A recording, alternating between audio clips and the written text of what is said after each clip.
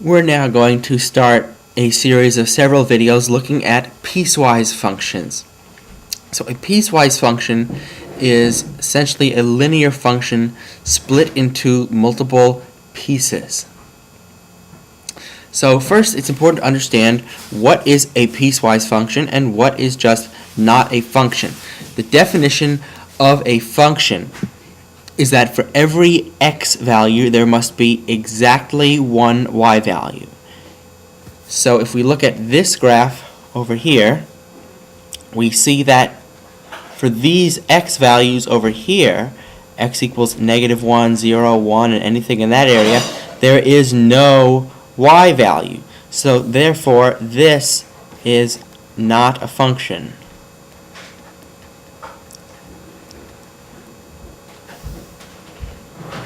Over here, there is definitely a y value at every point, but at this x value of x equals 2, we see that there are two y values, 2 points on one x value, so this is also not a function.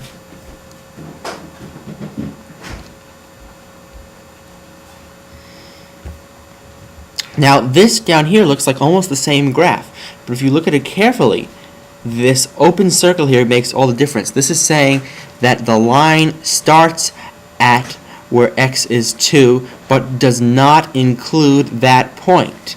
So therefore, at this line of x equals 2, we only have one value, -1 down here. This is not included. So therefore, this actually is a piecewise function. And this is what a piecewise function is always going to look like.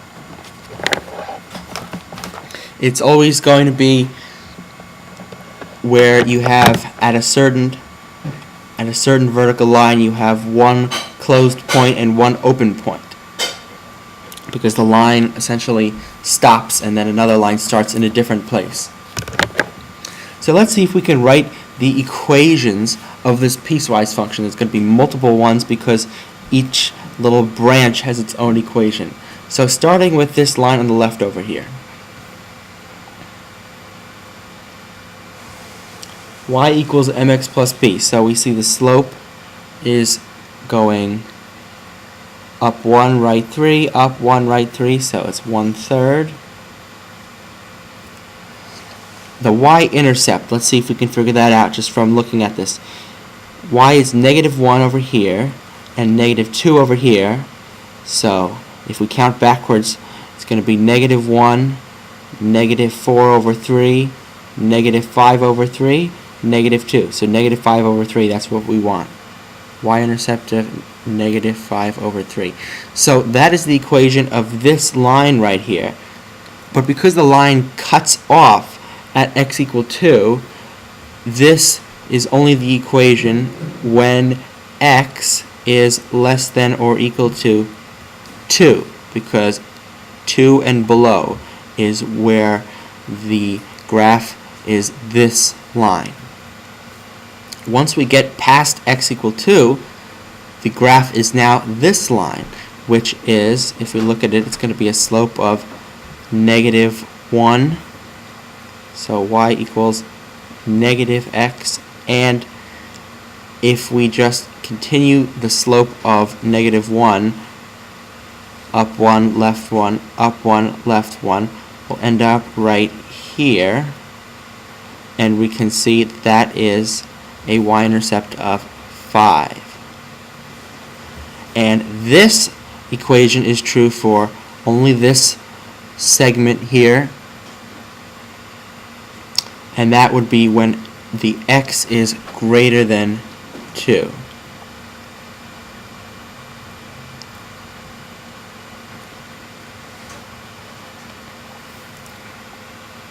Okay, now with piecewise functions, you don't have to have just 2 pieces. You can have as many pieces as you want. So here we have 3 separate pieces.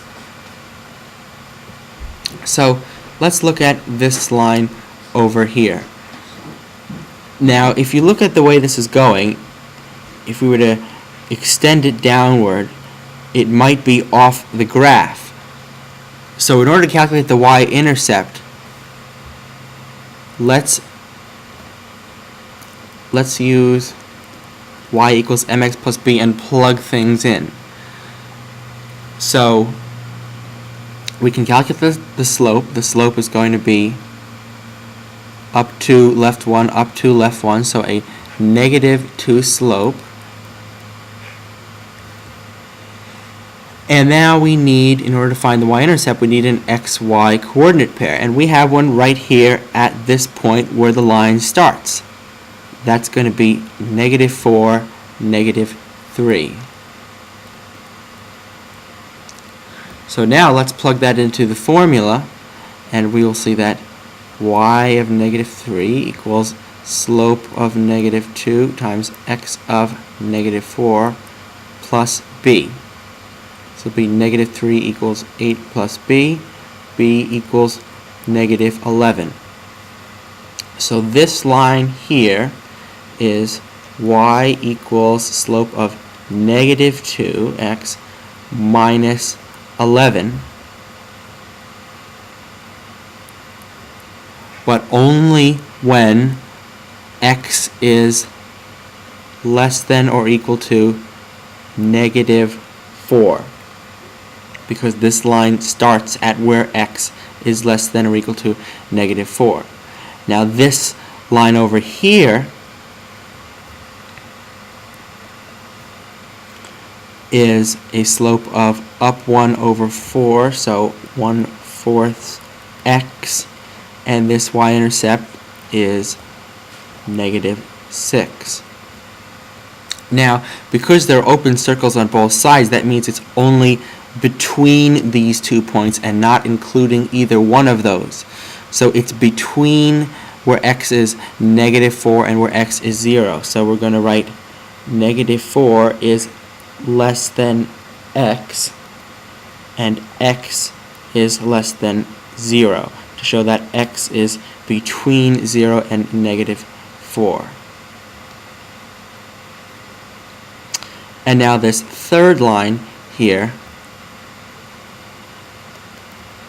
has a slope of up 4 over 1, so 4x, and y-intercept of plus 3, and this is when x is starting at 0, when x is, and since it's including this point where x is 0, x is greater than or equal to 0. So these three equations represent the piecewise function here. Now it might look like all of these x values over here don't have any y values, that there's no line over here that's coming. But remember, this line continues forever, so even though it looks like it's going only upward, it is going slightly to the right as well, so eventually it's going to hit all the x values over here, just way up here off the graph. Okay, and now let's do one more here. We'll start with this line here. This is a slope of -1 and a y-intercept of -5, so this is y equals -x minus 5 when x is less than or equal to 1.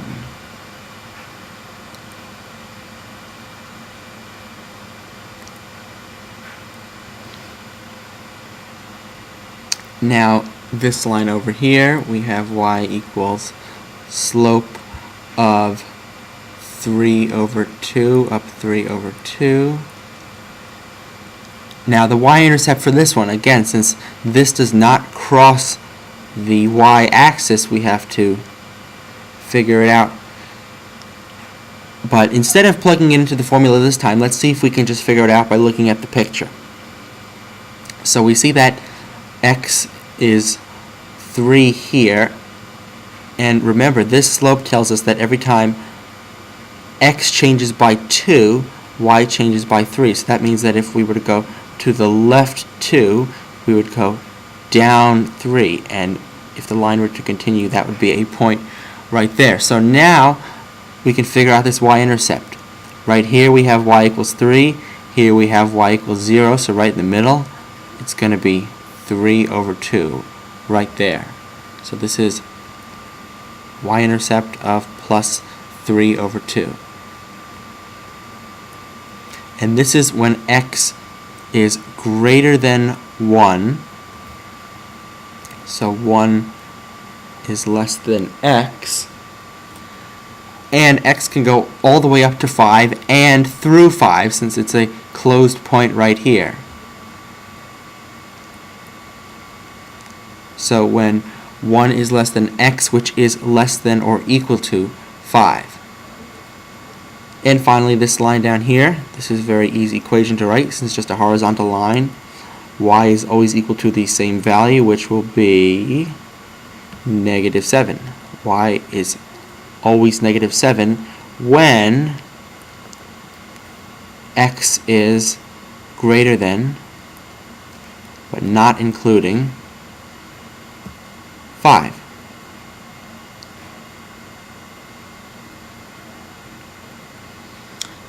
Okay, we're going to stop here for now, and in the next video we're going to continue with piecewise functions. We're going to look at how to evaluate points without having the graph drawn.